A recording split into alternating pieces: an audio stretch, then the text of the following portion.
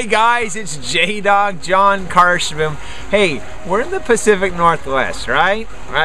And what I think, you know, when I travel around the United States, or when people come visit, you know, they often comment, say, gosh, you know, those beautiful rhododendrons that you have. And I think that's always kind of funny because, you know, we grew up with rhododendrons, and as a matter of fact, some folks have huge rhododendrons in their garden, and they pull them out, and then, you know, they're shopping for something else, and they say, no rhododendrons. But anyway, I think that every house around should have a rhododendron because we're Pacific Northwesterners.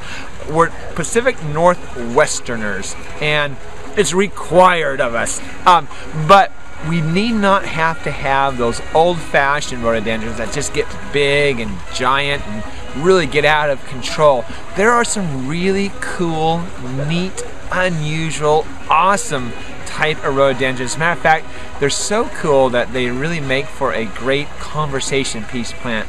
And I've got, I think, one of the greatest growers of rhododendrons. I mean, it's Eric and Nancy, and this is what they do. It's part of their passion. But anyway, I was walking through the other day through the greenhouses, and Nancy tells me all the different stories about the rhododendron. It really kind of gets me excited.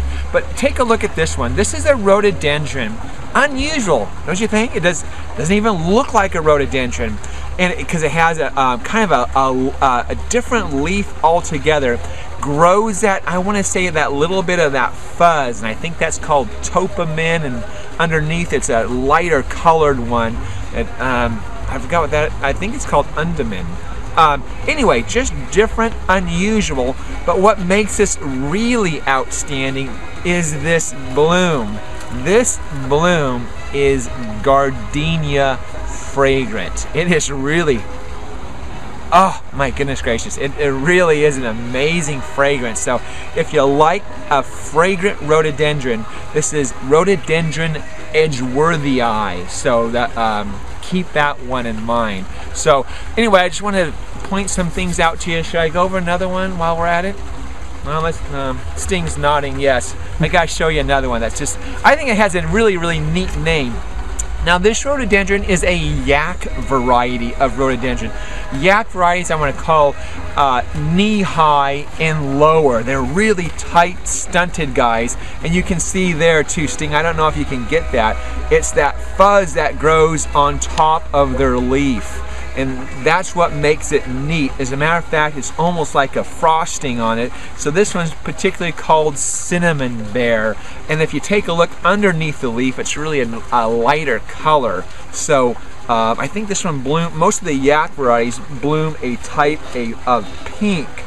Let's see what this one does. White new growth, pink flower buds, open to white with a flush of pink. So anyway, cinnamon bear, yak varieties, very cool. You gotta have one in your garden. So anyway guys, that's the show for the day. Always live your passion. You see me right out of the sunset on the color TV screen.